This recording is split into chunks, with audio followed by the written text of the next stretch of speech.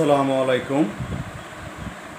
সম্মানিত গুরুজন, অভিভাবকবৃন্দ, শিক্ষার্থীবৃন্দ, শুভাকাঙ্ক্ষীবৃন্দ এবং আমার আত্মীয় স্বজন ও বন্ধুবান্ধবরা, সবাইকে জানাচ্ছি ঈদুল আজহার শুভেচ্ছা। ঈদ মুবারক, ঈদ মুবারক। আজকে সন্ধ্যার পর থেকেই ঈদুল আজহার রাত্রি শুরু হয়েছে। এটা হচ্ছে ঈদুল আজহার পূর্বরাত্রি। এটু বছরের 5 রাত্রির মধ্যে একটা বড় রাত্রি। সবাইকে এটা মাথায় রেখে আজকে ইবাদতের দিন, রাত এবং সকালেই সবাই আমরা ত্যাগের মহিমান্বিত হয়ে আমরা কোরবানি দেব। তা আমরা কোরবানি দেওয়ার সময় এটা হচ্ছে কোরবানি মানে হচ্ছে ত্যাগ করা, স্যাক্রিফাইস, সর্বোচ্চ ত্যাগ। হযরত ইব্রাহিম আলাইহিস সালামকে অনুসরণ করে আমরা যে ত্যাগের জন্য আমরা প্রস্তুত, এই ত্যাগ যেন সবার সার্থক হয়, সফল হয় এবং আল্লাহর নিকট যাতে কবুল হয় এই কামনাই করি। তবে ঈদুল আজহার দিন আমরা অনেকে তাড়াহুড়া করতে গিয়ে অনেক বিপদে পড়ি।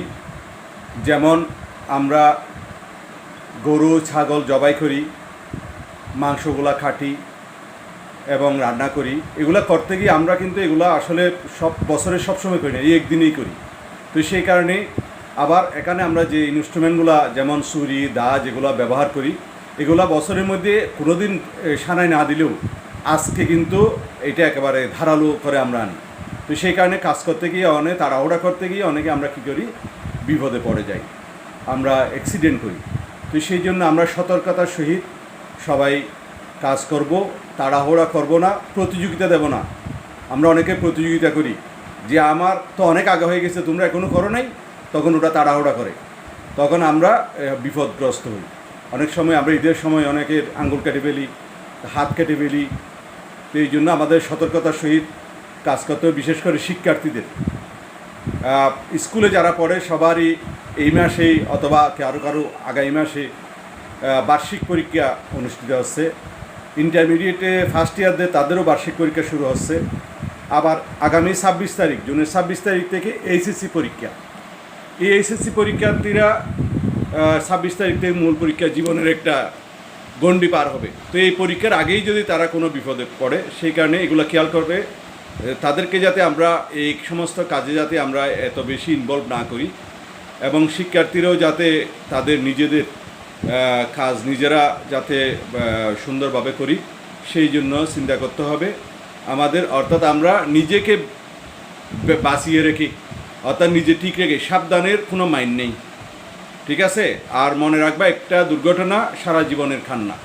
তো সেই জন্য আমরা তাড়াহুড়া করব না, ধীরে সুস্থে আমরা কাজ করব। আমরা আবার অনেকে আবার খেয়ে যাতে অসুস্থ না হয় সেদিকেও খেয়াল করতে হবে।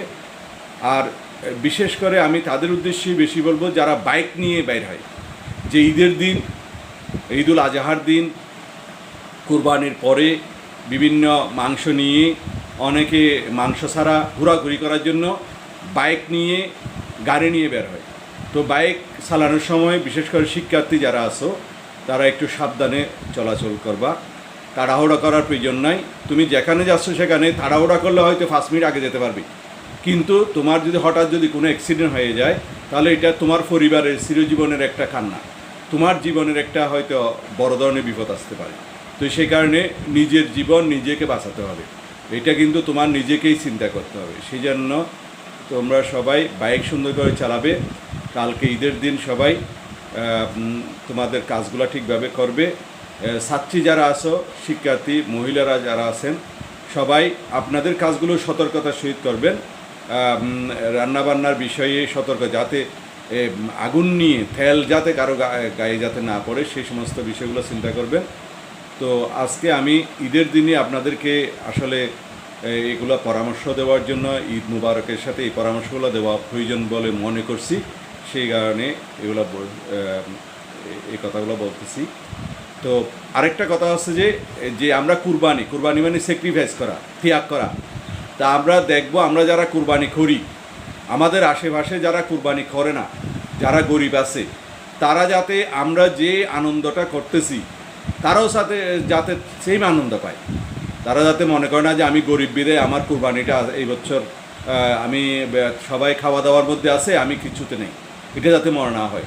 তারাও যাতে সম্পূর্ণ আমাদের মতো করেই যাতে তারা মজাটা পায়, আনন্দটা পায়, তাহলে আমাদের অ্যাকচুয়াল স্যাক্রিফাইস, অ্যাকচুয়াল ত্যাগ আমাদের সফলতা আনবে। আল্লাহর কাছে আমাদের ত্যাগটা, আমাদের কুরবানিটা কবুল হবে বলে আমি মনে করি। তো সবাইকে ধন্যবাদ। আবারও শেষে আবারও সবাইকে ঈদের আজহার শুভেচ্ছা জানাচ্ছি। ঈদ মুবারক। সকলে ভালো থাকবেন, সুস্থ থাকবেন। আসসালামু আলাইকুম রহমতুল্লাহ।